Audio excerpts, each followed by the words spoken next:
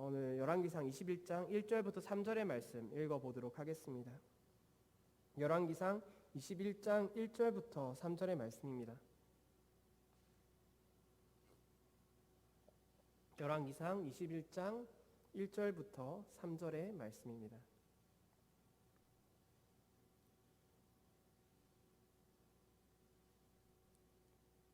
다 펴신 줄로 믿고 제가 큰 목소리로 읽어드리겠습니다. 눈으로 함께 읽어주시기 바랍니다.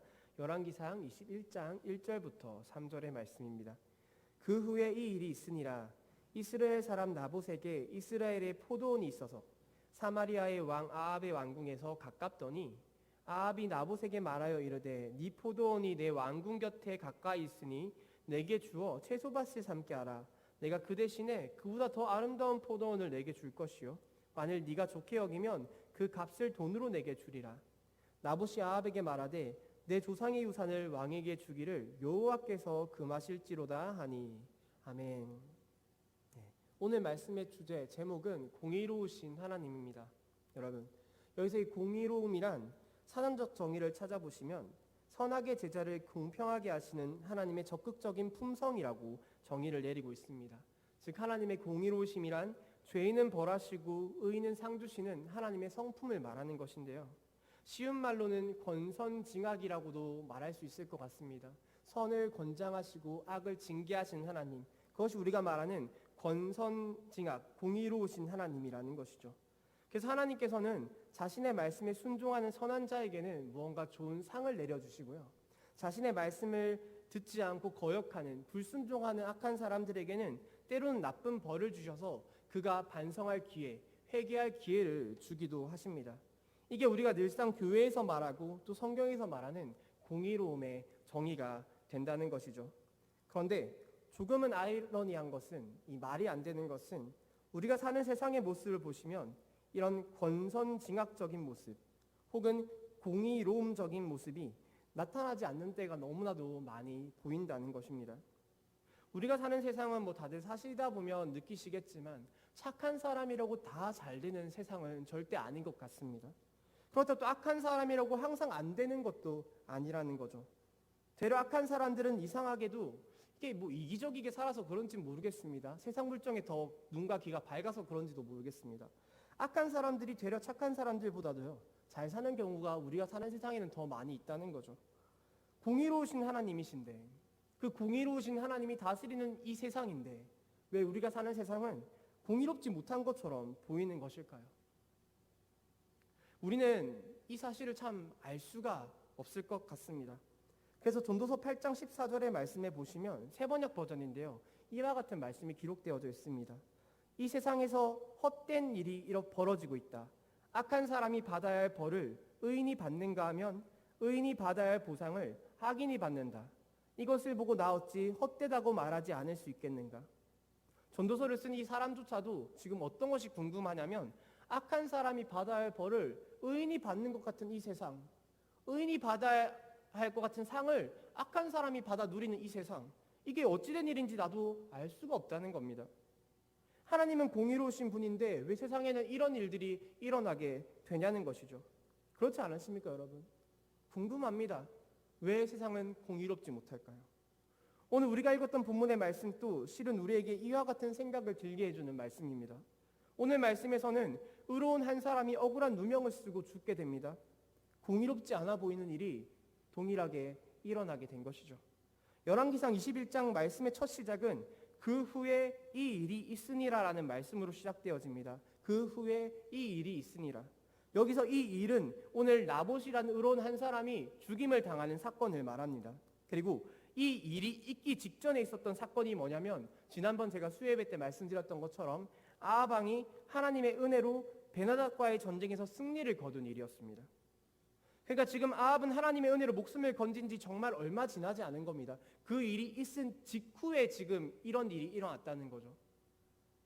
아합은 하나님의 은혜로 목숨을 건진 이후에 곧바로 하나님에게 감사와 경배를 드린 그런 인물이 아니라 곧바로 나봇이란 의로운 사람의 포도원을 보면서 침을 뚝뚝 흘리고 탐욕을 부린 행동을 하고 있었다는 것이죠.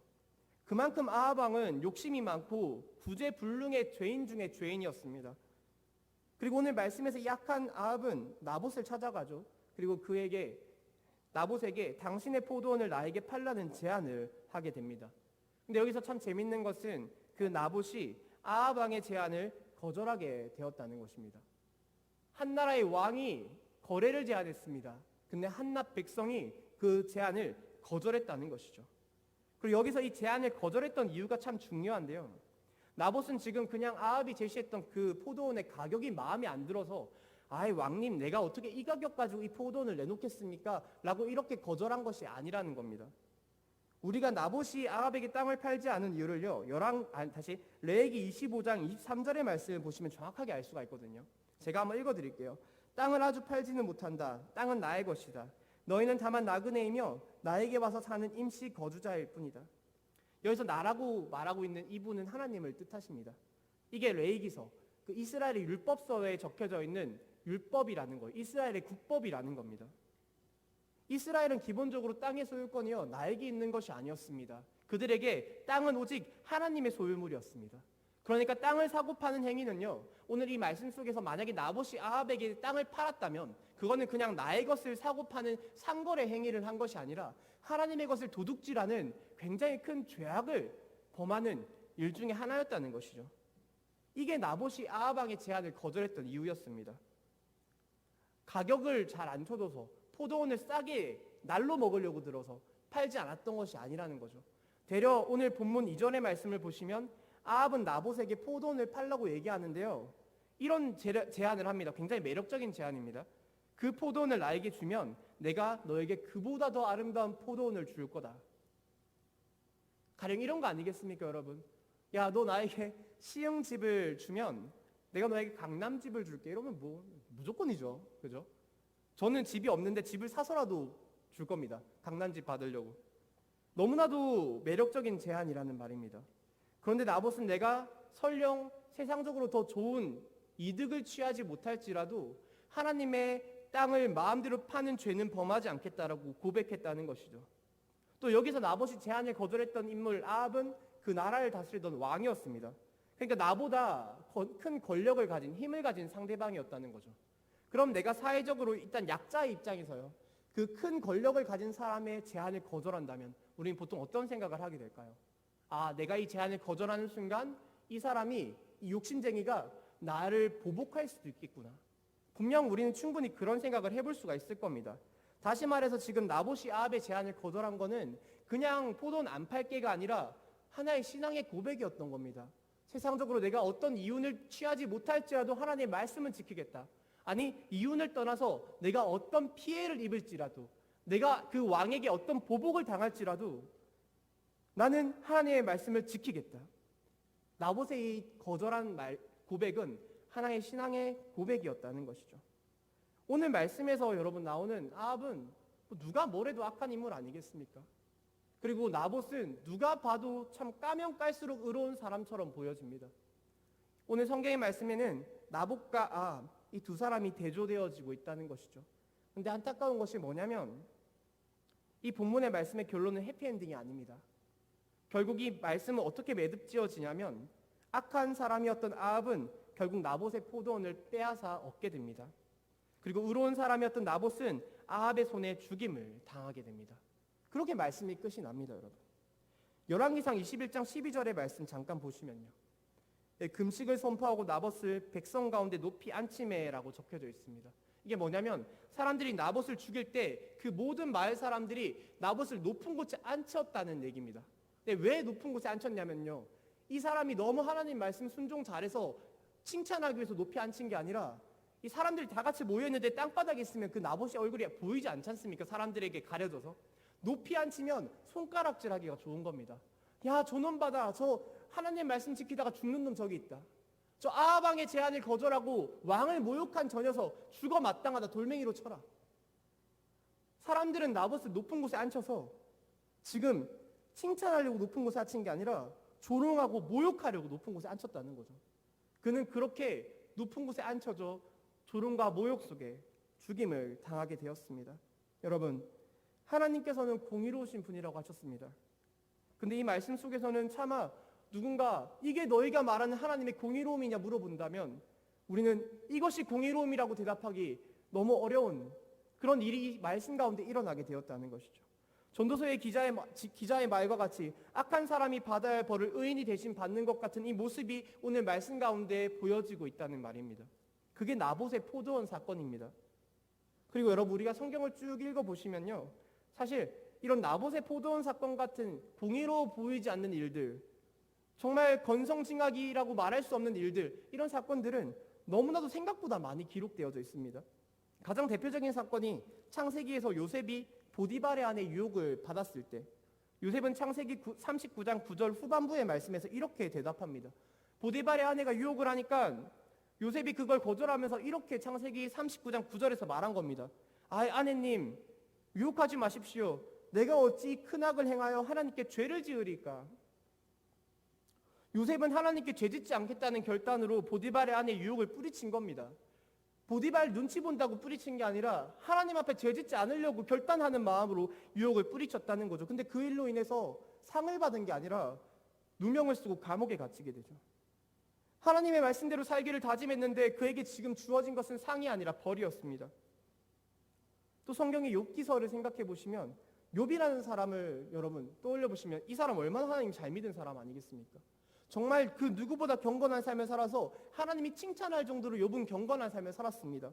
그런데 그렇게 하나님 잘 믿었던 욥이 집이 쫄딱 망하고요, 그에게는 차마 볼 수 없을 만큼의 피부병이 전신을 덮는 그런 악한 일이 일어나게 됐다는 거죠. 이거 어떻게 우리가 공의롭다고 말할 수가 있을까요? 성경은 하나님이 잘 믿으면 다 복받는다라고 말하는 것처럼 보여집니다. 그런데 사실 생각보다 성경은 그렇지 않을 때도 있다는 것을 우리에게 말해주고 있습니다. 하나님 잘 믿는다고 세상적으로 꼭 복받는 것만은 아니야, 잘 되는 것만은 아니야 라고 지금 우리에게 이야기해주고 있다는 것이죠. 이런 일이 만일 우리에게 일어났다고 생각해 본다면 여러분, 우리 정말 얼마나 억울하겠습니까? 그렇지 않습니까? 하나님 열심히 믿었는데 우리에게 안 좋은 일이 일어났다고 한번 상상해 보시기 바랍니다. 가령 뭐 이런 것들이 있겠죠. 내가 갑자기 은혜를 받아가지고 새벽 기도를 나가야지 결단을 해가지고요, 막 비가 내리는데 차를 타고 새벽 기도를 온 겁니다. 근데 그 잠깐 운전하는 사이에 차 사고가 난다면 그 얼마나 억울하겠습니까? 이런 일들이 사실 실제로도 많이 있지 않습니까? 그래서 새벽 기도 때 사고 나가지고 뭐 이런 일이 세상에 있지 이러면서 하나님 안 믿고 그냥 교회 떠나는 사람도 있습니다. 여러분, 하나님 왜 나한테 이러시지? 나 열심히 살려고 노력했는데. 이런 불평이 나올 수밖에 없는 상황이라는 거죠. 또 주일날 들었던 말씀이 너무 은혜로웠던 겁니다. 그래서 내가 하나님 말씀대로 살기로 막 결단을 했습니다. 그래서 막 성경도 읽고 기도도 하고 막 열심히 살아가려고 막 첫날을 시작했는데 갑작스럽게 내가 큰 병을 앓게 된다면, 입원을 한다면 하나님이 나한테 왜 이러실까? 여러분, 원망스럽지 않으시겠습니까? 이 요셉과 같이 내가 하나님 앞에서 죄짓지 않겠다는 결단으로 직장에서의 술자리를 거부했습니다. 근데 그로 인해서 이 일이 잘 풀리는 게 아니라 막 그 일로 인해서 불이익을 받게 된다면 아마 우리는 하나님의 말씀에 순종하기로 결단했던 그 순간을 굉장히 후회하게 될지도 모릅니다. 그런데 세상에는 이런 일들이 너무 자주 일어나고요, 하나님 말씀대로 살다가 손해를 보는 경우는 비일비재하게 일어나게 된다는 거죠. 그래서 우리는 하나님이 진짜 공의로우신 거 맞나? 하나님 공의로우신 분 아닌 것 같은데 의심을 하게 됩니다. 또 결국에는 이런 의심이 어떻게까지 발전되어지냐면, 그래, 하나님은 없는 거야. 신이 있다면 어떻게 이런 일이 나에게 있겠어? 신이 있다면 내가 새벽 기도 가는 길에 어떻게 사고가 날 수 있겠어? 신이 있다면 내가 믿음 생활 잘하는데 내 인생에 왜 자꾸 이렇게 꼬이기만 하겠어? 큰 마음의 상처를 받고 하나님을 떠나고 교회를 떠나는 일들이 생기지 않겠냐는 말입니다. 저도 참 한 명의 목회자로서요, 가끔 좀 답답한 마음이 들 때가 너무 많이 있습니다. 그래서 가끔은 이런 되도 않는 쓸데없는 생각을 해보기도 합니다. 하나님이 공의로우신 분이라고 하니까 상을 주신다니까, 의인에게는. 그러면 가령 우리가 전도 한 명 할 때마다요, 눈에 막 확연하게 보일 정도로 통장에 100만 원을 막 딱딱 꽂아주시는 겁니다, 한 명당. 그럼 우리의 교회는 너무 쉽게 부흥하지 않을까요? 신앙생활 열심히 할수록 하나님이 우리의 눈에 확연하게 보일 정도로 상을 지급해 주신다는 겁니다. 뭐 돈을 주실 수도 있고요, 뭐 건강해지게 하실 수도 있고요, 뭐 자녀가 갑자기 대학교에 합격할 수도 있고요. 그럼 우리는 누구나 다 바울처럼 살려고 노력할 거라는 겁니다. 아니, 열심히 믿음 생활하면 복을 받으니까요. 그게 눈에 확 보이니까요. 신앙생활 하는 게 너무 재밌지 않을까요? 부흥의 부흥이 일어날 거라는 거죠. 11조를 정직하게 할 때마다 하나님이 우리에게 물질의 축복을 부어주신다면 여러분, 우리 교회에서 11조를 정직하게 하지 않을 바보가 어디 있겠습니까? 우리가 딱 눈으로 보니까 교회에서 11조를 정직하게 하는 사람들을 보니까 다 부자인 겁니다. 99%도 아니고 100% 11조를 정직하게 하니까 다 물질의 축복을 받네. 그럼 우리 중에 11조를 안 할 사람이 어디 있겠냐는 것이죠. 물론 하나님은 11조를 정직하게 하는 자에게 하나님의 은혜를 주실 때가 많이 있습니다. 그런데 11조 이꼴 부자, 이거는 아니지 않겠습니까? 그렇다면 사실 전 세계에 있는 목사들이 가장 먼저 엄청난 떼부자가 되어야 할 겁니다. 근데 그렇지 않다는 겁니다. 신앙생활을 열심히 하면 하나님이 복 주신다고 하는데 진짜 그게 100% 무조건 그렇게 해주셨다면 아마 대한민국의 인구 중에 90%는 기독교였을 겁니다. 무당을 왜 찾아가겠습니까? 하나님 찾아가면 되는데요. 근데 하나님이 우리 세상에 꼭 그렇게만 역사하시는 분은 아닌 것처럼 보여진다는 것이죠. 대려 세상을 보면 아합 같은 사람들이 더 잘 먹고 더 잘 사는 것처럼 보여지는 일들이 너무나도 많이 있습니다. 그래서 우리 마음에 불평이 생깁니다. 오늘 말씀 속의 의인이었던 나봇은 높이 들려져서 사람들에게 모욕과 조롱을 당하며 죽었습니다. 그런데 아합은 포도원을 차지하고 자기의 배를 불렸습니다. 보디발의 아내의 유혹을 뿌리쳤던 요셉은 감옥에 갇혔습니다. 하나님을 열심히 믿었던 욥의 집안은 쫄딱 망했습니다. 우리가 사는 세상에서 정말로 이렇게 공의롭지 못한 일들이 많이 일어나고 있다는 것이죠. 그래서 전도서의 기자도 결국 이 세상을 보면서 다음과 같이 이야기했습니다. 이게 전도서 기자의 결론입니다. 전도서 8장 17절의 말씀. 하나님이 하시는 모든 일을 두고서 나는 깨달은 바가 있다. 그것은 아무도 이 세상에서 이루어지는 일을 이해할 수는 없다는 것이다. 그 뜻을 찾아보려고 아무리 애를 써도 사람은 그 뜻을 찾지 못한다. 항복선언이죠. 알 수가 없다는 겁니다. 악인이 상을 받고 의인이 벌을 받는 세상을 보면서 전도서의 기자는 결국 나는 아무것도 알 수 없다라고 고백을 했습니다. 전도서는 다른 말로는 지혜서라고도 불려지는 말씀이죠. 하지만 이 지혜서를 쓸 만큼 지혜로웠던 사람조차도 세상에 이러한 일이 일어나는 것을 도저히 이해할 수는 없었다는 말입니다. 그런데 저는 여러분, 이 전도서 기자가 이해할 수가 없다고 말한 것은 지극히 당연한 고백이라고 생각을 합니다. 전도서의 기자는 왜 이런 일이 세상에 일어나는 줄을 절대로 알 수가 없었을 겁니다. 왜냐하면 그가 살아있을 당시에는 죽었던 사람이 다시 살아나서 죽음 이후에 어떤 하나님의 역사가 일어난지를 아무도 그에게 알려주지 않았기 때문입니다. 이 땅에서의 일만을 바라본다면 악인이 상을 받고 의인이 벌을 받는 이 모습을 어떻게 이해할 수 있었겠냐는 거죠. 하지만 여러분, 우리는 알고 있지 않습니까? 우리는 알고 있습니다. 우린 세상에서 가장 의로우신 사람으로 이 땅에 내려오셔서 사람들에게 온갖 모욕과 조롱을 당하시고 죽었다가 다시 살아나신 하나님의 아들 예수 그리스도를 알고 있다는 것이죠. 죽었다가 살아난 사람이 우리에게 죽음 이후에 그 삶을 보여주셨다는 겁니다. 예수님께서는 도저히 우리가 이 땅에서는 이해할 수가 없었던 고난받고 죽은 의인, 하나님 말씀대로 살다가 죽은 의인, 그 의인이 얼마나 영광스러운 하나님의 상을 받아 누리는지를 당신께서 직접 죽으시고 부활하셔서 제자들에게 그 모습을 보여주며 알려주셨다는 것이죠. 부활하신 예수님의 영광 얼마나 놀랍습니까, 여러분? 부활하신 예수님의 그 영광을 상상해 보시기 바랍니다. 얼마나 광채가 있고 크나큰 영광이겠습니까?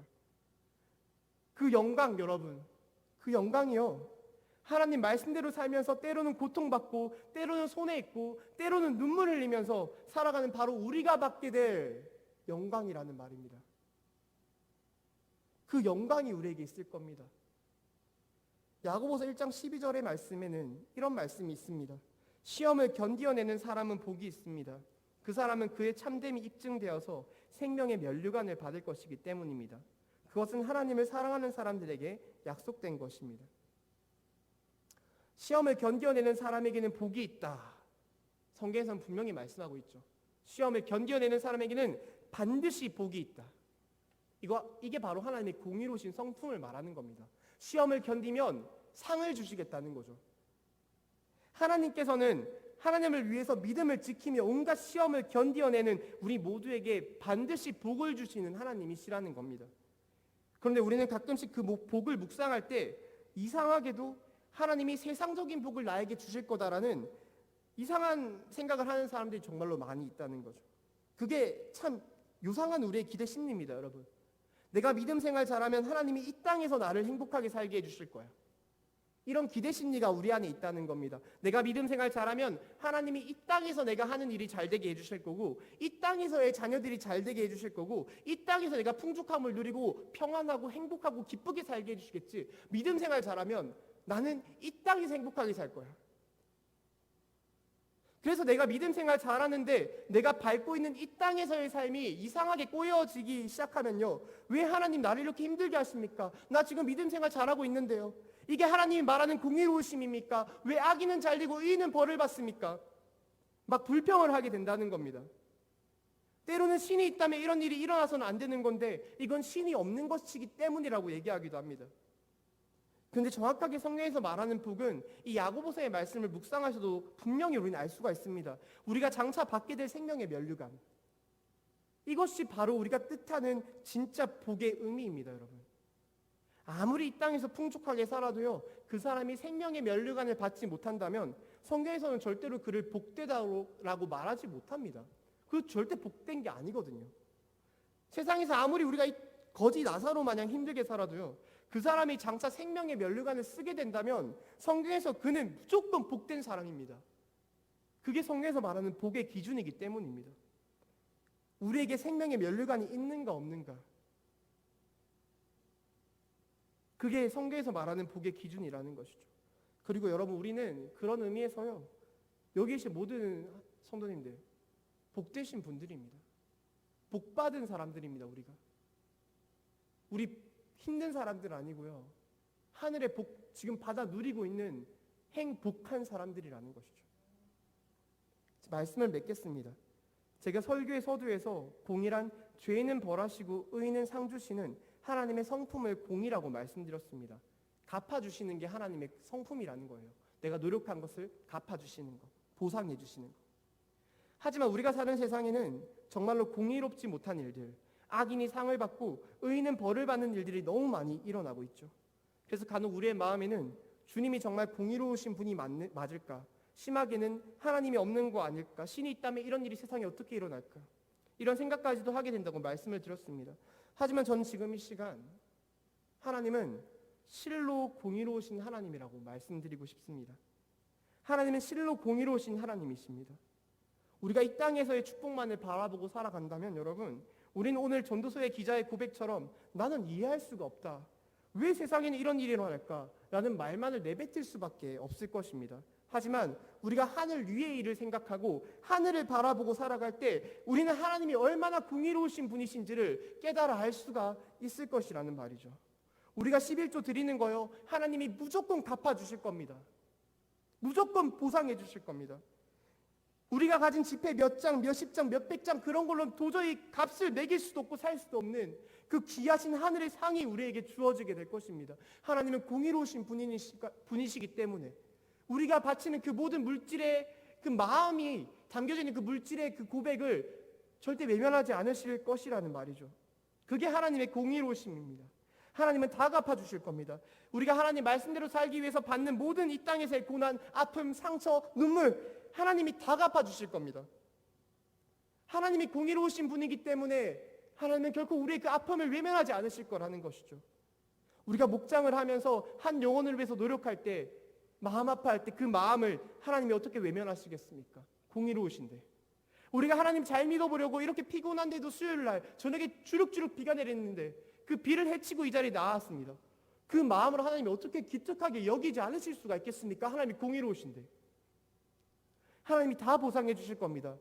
하나님은 공의로우시기 때문입니다. 나봇은 오늘 말씀 가운데 사람들의 모욕과 조롱을 당하기 위해 높이 들려졌지만요, 그가 죽은 이후에 어떻게 됐을까요? 나봇이 죽은 이후에 세상에서 높이 들려져 모욕과 조롱을 당한 나봇, 안 봐도 비디오 아니겠습니까? 그는 분명 하나님 나라에서 그 누구보다 높이 들려졌을 겁니다. 모욕과 조롱을 당하기 위해 높이 들려진 게 아니라 하늘의 그 모든 영광을 받아 누리는 삶을 살게 되었을 것이라는 말이죠. 우리가 세상에서 높이 들려져서 고난을 받으면 받을수록, 우리가 겪는 이 현실이 너무 힘들면 힘들수록, 그 힘든 현실을 이기고 하나님 말씀대로 살려고 노력하면 노력할수록 여러분, 우리는 하늘을 위해서 그보다 더 높이 들려지는 영광을 잊게 될 줄 믿습니다. 하나님은 실로 공의로우신 하나님이시니 우리의 믿음의 수고는 결코 헛될 수가 없습니다. 헛되지 않은 것입니다. 하나님이 다 보상해 주실 것입니다. 그 사실을 믿고 한평생 하나님의 공의로우심을 의지하며 하나님을 위해서만 살아가는 우리 모두가 될 수 있기를 간절히 기도합니다. 이 시간